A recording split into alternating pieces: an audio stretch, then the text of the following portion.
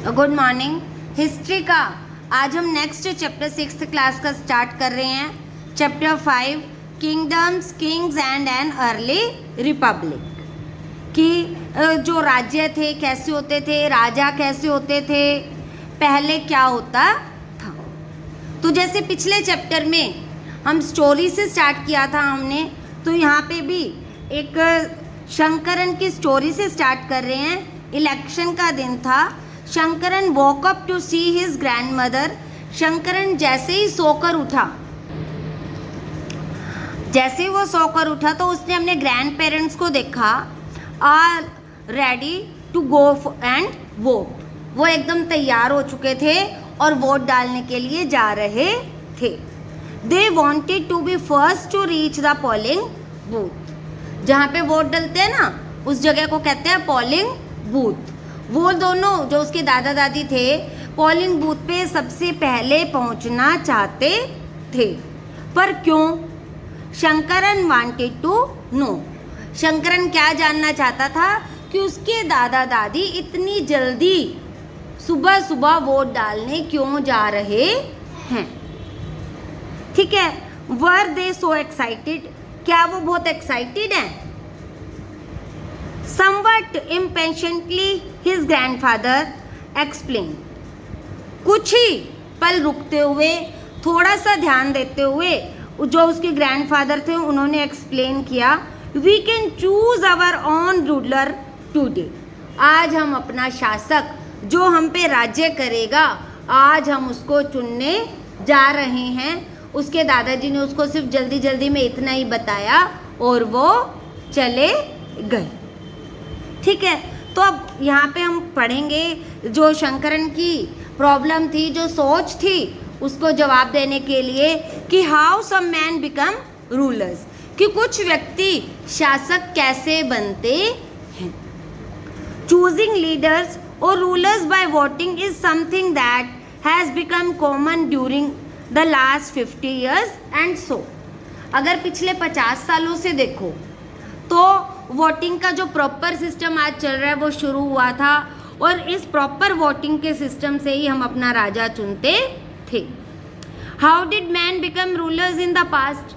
लेकिन बहुत समय पहले, 50 साल से तो चलो हम ऐसे चुन रहे हैं, लेकिन बहुत समय पहले लोग अपना राजा कैसे चुनते थे।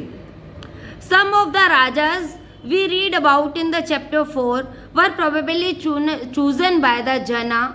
जो हमने जना और वैश्य पढ़े थे, तो अधिकतर जो राजा होते थे वो जना के द्वारा चूज किए जाते थे।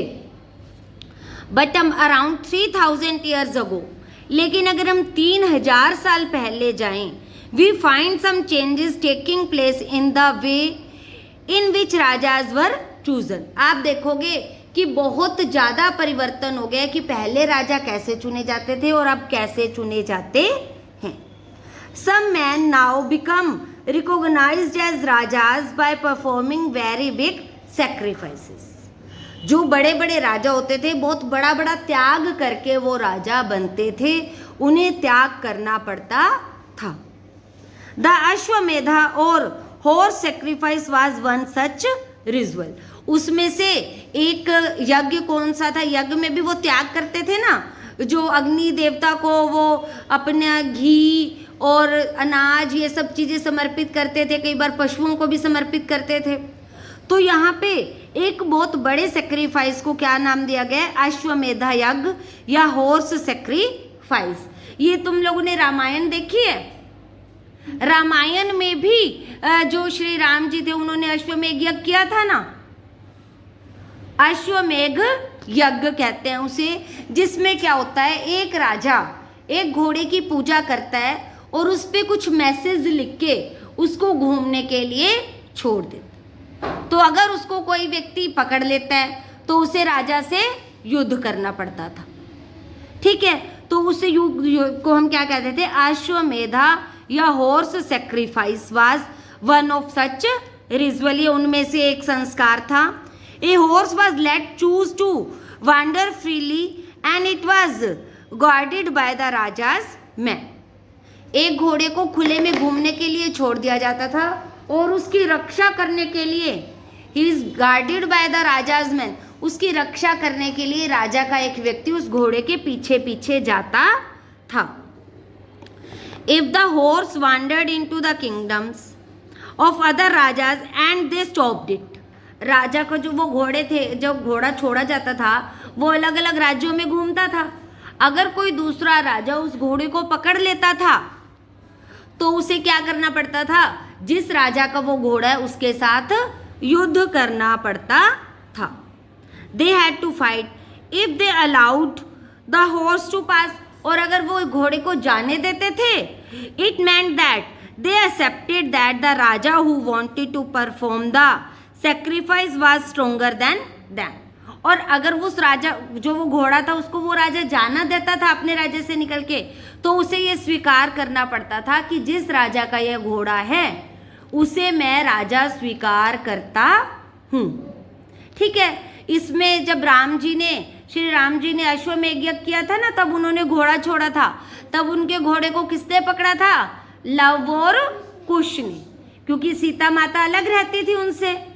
आपने अपनी रामायण की भी बुक तो है तुम्हारी एक, है ना, बाल राम कथा, तो उसमें आप ये सारा रीड करोगे, वहां पे भी पढ़ोगे अश्वमेध यज्ञ क्या होता है। ठीक है, these rajas were then invited to the sacrifice which was performed by specially trained priests। जब ये अश्वमेध यज्ञ करवाया जाता था बहुत बड़े बड़े पंडितों और विद्वानों के द्वारा करवाया जाता था। who were rewarded with gifts, फिर जो पंडित जो लोग यज्ञ को करवाते थे उन्हें बड़े बड़े गिफ्ट्स दिए जाते थे। The Raja was central figure in these rituals, जो राजा था उसे यजमान या बिल्कुल बीच में बिठाया जाता था। ही often had a special seat, उसे एक स्पेशल सीट दी जाती थी। ए थ्रोन और ए टाइगर स्किन, एक शेर का या बाघ की जो स्किन है उस बाघ की छाल की सीट दी जाती थी। यह स्पेशल जिसे राजगद्दी कहते हैं वो दी जाती थी। His charioteers who was his companion in the battle, जो उसका जो रथ था जिस पे उसने लड़ाई करनी थी।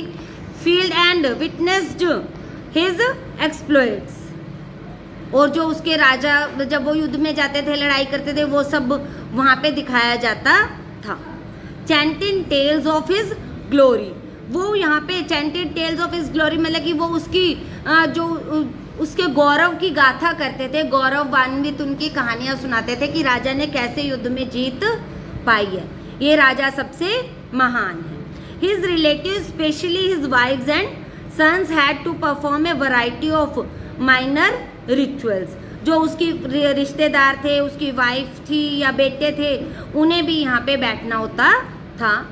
The other rajas were simply spectators who had to sit and watch the performance of the sacrifice, और बाकी सारे राजा क्या होते थे, दूर देश से आते थे और वो देखते थे कि यहाँ पे यज्ञ कैसे हो रहा है। Priests perform the ritual including the sprinkling of sacred water on the king, वो राजा पे जल से छिड़काव करते थे। देखा है ना, जब हवन वगैरह होता है तो वो जल छिड़कते हैं ना, इस तरह से कुछ फॉर्मेलिटीज वो पूरी करते थे। The ordinary people the wish और वैश्या ऑल्सो बॉट गिफ्ट्स, जो बाकी सारे लोग आते थे वो भी उनके लिए क्या लेके आते थे, गिफ्ट्स लेके आते थे। However some people such as those who were regarding as Shudras by the priest were excluded from many rituals, जो शूद्र होते थे, जो प्राइस्ट होते थे, उन्हें जो शूद्र थे उनको वहाँ से यज्ञ से बाहर निकाल दिया जाता था। ठीक है, इसी के साथ साथ इसमें अब हम आगे जो पढ़ेंगे, make a list of all those who would be present at the sacrifice which are the categories that are described in term of their occupation, वो अपने जो उन व्यक्तियों के काम होते थे उनके आधार पर ही गिफ्ट लाते थे और देते थे।